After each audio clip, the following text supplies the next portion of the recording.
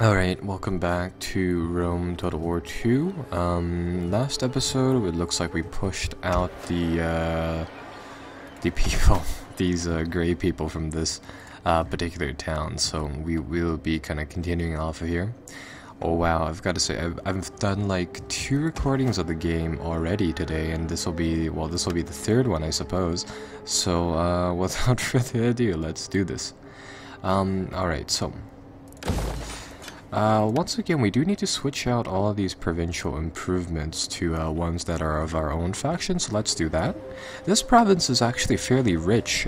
This single town actually provides us with almost 1,000 income. So this is a very, very nice particular place to recruit units from. And, well, let's change up the buildings, because we do need to make these our own type of buildings for them to really be effective. Why is exactly I think we are also able to have the theater. Why do we need to change it though? Huh. But anyhow, we yeah, oh, that's why we have a different type of amphitheater. So yeah, we do need to switch out these buildings and do stuff like that, but looks like we've settled that issue for now. Oh boy, 3rd recording in 1 day, 3rd session. This is going to be tough. Well, no, that's not true. I enjoy playing this game, so it should be fine. Ooh, let's see what other upgrades we can get. Artillery command, naval support, infantry command, naval assault, cavalry command, strategist, warrior, admiral. I think we'll go with infantry command, and then for the legion, this is tradition. I'll do. We already have skirmish warfare, so we definitely have an increase to those javelins. But I think I'll do. I think I'll make the 2nd, where the 3rd legion, the keepers of the peace, maybe. You know what? Let's see what else they have. They have inexorable conquerors, which will increase our weapon damage in general. We can also do formidable fighters, but I think the one thing that I want is unrelenting force, which will make it so that our people move faster on the campaign map, and that should really equip those 2 legions right there. And I guess that's all we're going to do this turn. We can also ready for battle. Give a few other legions as traditions and stuff like that. For example, this one right here. But this is an empty legion, so I really don't know if it is particularly worth it to equip him with anything. I guess we'll give him the skirmisher tradition just because it's such a notable thing. Ever in service to Rome. Oh, and it looks like we can bump up this guy, so we'll give him +1 authority, I suppose. Yeah. I'm not really sure what these stats actually do for these secondary characters. See, Rome's people are well served. So I think we'll just leave it onto that for now. And because we see a lot of... Oh no, we can't recruit anything right now. I'm going to recruit a champion next turn, and I believe how it works is that there are 3 types of agents for every single faction. For Rome, it's the spy, the dignitary, and then the champion. And then it goes as a type of rock, paper, scissors setup where it's like the dignitary is your provincial improvement person. Your champion is your intimidation / military guy who's going to be able to intimidate armies and kill spies, I believe, and the spy will kills the dignitaries, stuff and such like that. So I have a feeling that witch doctor person right there is probably the Celtic or the northern Germanic tribe variant, or it might not be the Germanic tribe variant, but it might be their variant of the spy right there. So yeah, it's kind of that. Still don't know how Athens fell to the Celts though. That's really weird. Don't even know where this is. Where is this? Oh, they're coming back here with a small fleet. Let's see what they do. Oh, they're just gonna run. Oh, wait, no. There you go. So again, auto-resolve this. Yeah, just shank the guy and then drop him down. And then the boat sinks too in the background.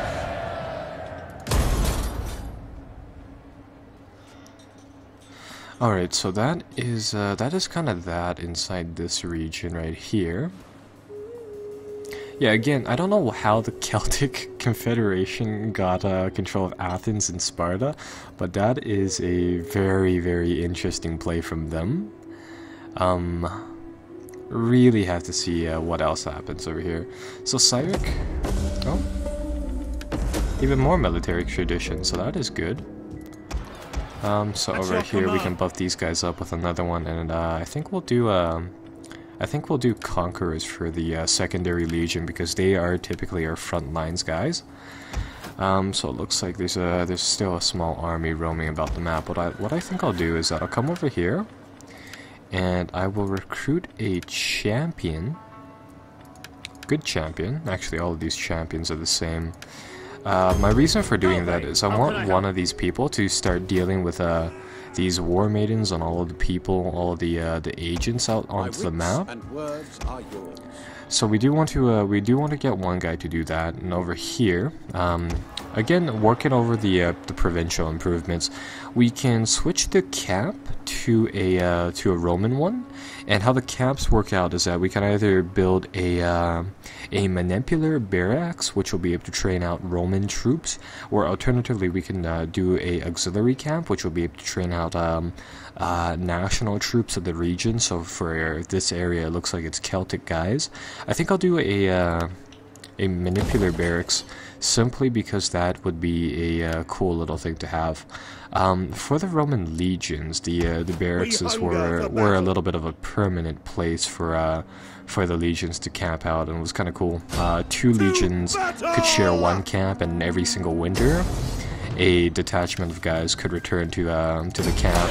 And out of those guys, I believe some of them can actually go home for a season, and you could do like banking and a ton of good stuff at the legionary camp, which is rather cool. Ready for battle. So over here, it looks like this city is also part of this provincia.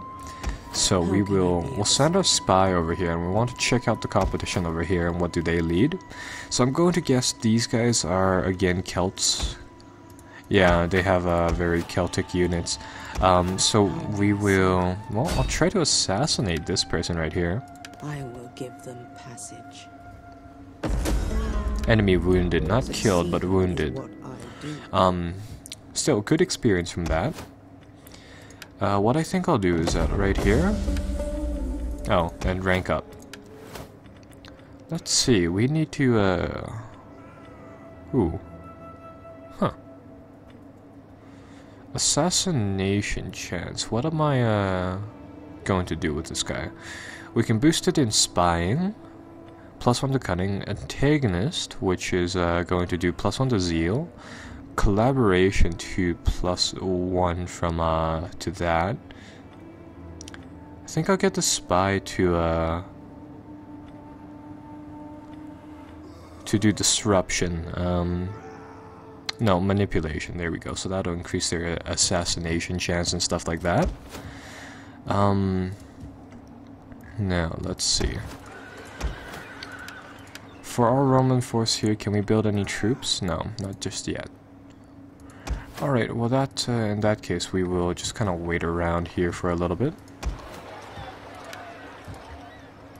That'll be end of, yeah, that'll be the end of this turn, I suppose. Commander. Actually, this army can actually turbo it. Wow, they can move far. I want hourly patrols. Yeah, I'll get these guys to march all the way up here.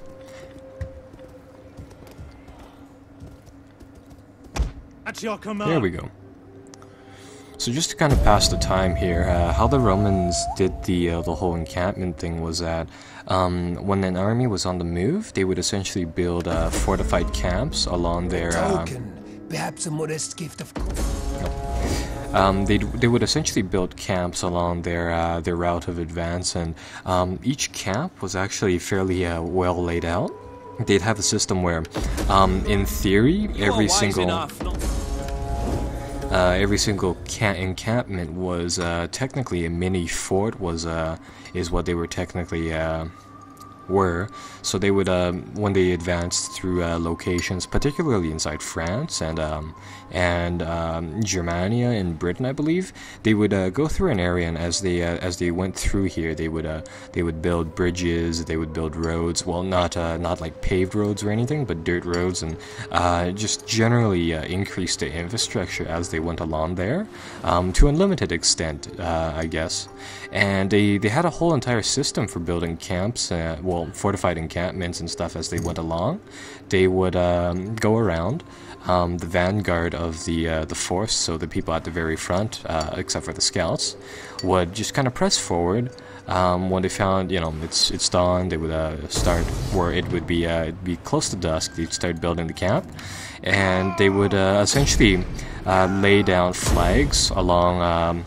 They'd pick a hillside location and they'd start plucking down flags, zoning out areas. So say this is this encampment for these people, and this is this encampment for these people. And they had a whole elaborate setup. So as more and more people arrived to the camp for the night, more and more people were able to just quickly collect trees and collect whatever they needed to set up their camps and really move from there, which is rather cool. Now, inside the winter time, they did have that home camp, or that home base that they could go back to, and there, yeah, they could do banking and a lot of good stuff like that. But over here, before we talk a little bit more about the legions, let's see how many troops we can build now. Yeah, I do believe I bought a tier 3 one. So did we buy an auxiliary barracks? Yeah. Bought an auxiliary barracks. We'll probably upgrade that to something else later on. For Rome, let's increase Rome again, just to see the city grow. Yeah, wonderful, wonderful, wonderful walls. I'm thinking of converting the barracks inside Rome to a cohort barracks, which is going to provide some more useful troops for us. So we'll see how that goes. For now, I think I'll leave it as the auxiliary barracks, simply because the troops that it puts out is fairly useful. From the looks of it, I mean, having an auxiliary barracks inside Rome isn't exactly the best option, but I mean, it still is decent. We get access to the Sochi units, which are cheaper variants of regular units, but they're not terribly good at anything, so that is a major problem. Looks like we have new cavalry, so we have the auxiliary cav and the Sochi ones, which are what I would presume to be slightly better ones. Yeah, and you have the extraordinary ones over here, which are the slightly better one. I'm rather interested in these guys here, the foot soldiers. Very good attack, very good. Yeah, these guys look fine compared to our compared to our Hastati. They appear to have similar traits.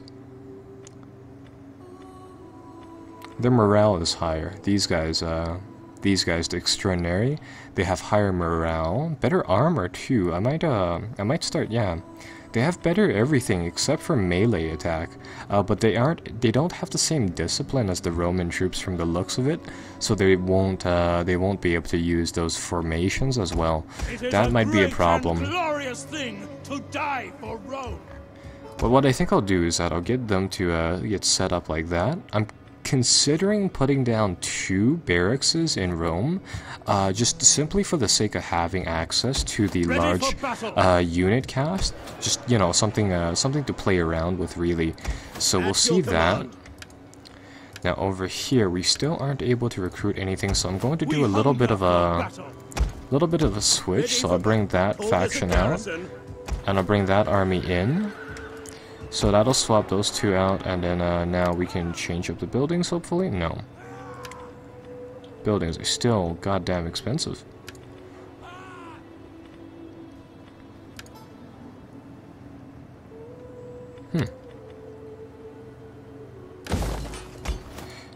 I don't really know why we had to swap out a similar building for a similar building, but I guess we'll do it. In the meantime, we'll just kind of we'll just continue trying to assassinate the people over here. It's gonna wound them, not gonna kill them unfortunately, but it'll bring us up in experience over here. And then we will fast forward to the next turn. Yeah, I really don't like the system that they have for the public order. I find it a little bit troublesome, especially because you can't leave a garrison inside the cities. I don't know why they did that decision. I mean, it works, yes, but it's not. It's definitely not the perfect system for the game. Whew. Yeah, I'm just really thinking about moving that barracks. Maybe I should switch it out for a cohort barracks. Then we have access to the Praetorians, which are the very elite, the Emperor's his bodyguards of Rome, the Praetorian Guard, that is. And those troops will be really, really devastating in battle.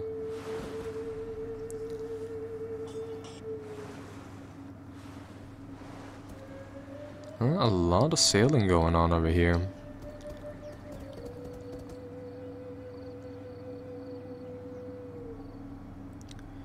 They still haven't done away with the rebels yet.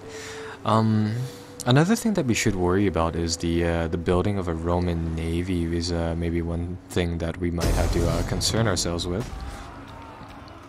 Nope, and the AI has decided to attack ourselves with 94 men against an army of 4,000. I guess we'll release the captives here. I mean, you've got to have some pretty big balls to do that. I'm gonna give it to them.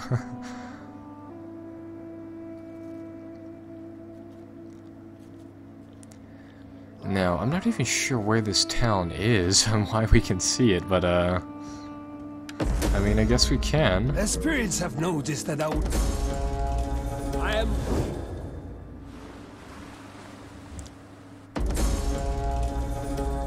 Oh, invasion force has landed inside my territory. Oh, that's over here. That is fine. This fleet right here is I'm a little bit worried about it, but from the looks of it, it's fairly chewed up. And our navy is nowhere near. Our navy is like 3 boats, so I mean, it's not even that much. Household has expanded. Oh, that's right. We gained some more of these guys, which are fairly useful. I don't believe I talked about that much about that system too. You can assign some of those people to the household, so yeah, you have this caste to choose from. I do believe we've seen this once, but yeah, you can choose a few attendants to your generals, which will boost up his stats and do certain things like that. Let's get this guy actually, +5 missile attack range for all of our units. Pretty useful for our javelin throwers. And over here, I really want to upgrade to that cohort barracks, but let's see. That's why we don't have the tech for it. One more turn and our current tech will be done, so we can upgrade that when the time arises. Over here, we can convert the auxiliary camp into an auxiliary barracks. Not really worth it though at the moment. Here, you know, I'm really considering getting our army and pushing it into these guys, but I really don't know how well our chances will be at that. So over here, let's grab a general and let's change out the master trader for a oh, I don't know. Let's change it out for a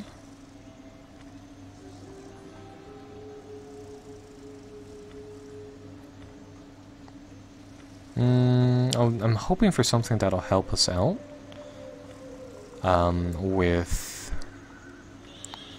With ranged attacks, but it doesn't look like there is. There's a lot of stuff for morale. I'm going to get a master smith to increase all of our troops' armor, though. I think that'll be fairly useful. Now, this town right here is going to be a bit of a problem. We don't have the correct things to advance it, so we're going to have to suffer a penalty to a few things from there. My sword is yours. I'll get this guy to this champion to kill off that witch person, that war maiden. Enemy wounded, so that's good enough. And then from Rome, from Italy, get these guys to do another forced march, and then ooh, can really push them far. And I want to get this army all the way across and into one of these garrison locations. So we'll try to drive up there. And then with our main army, Ready for orders. I think we'll drive them up just like that. That is going to destabilize this region though, unfortunately. So we'll see how this goes really, but I do want to take this town in a timely amount.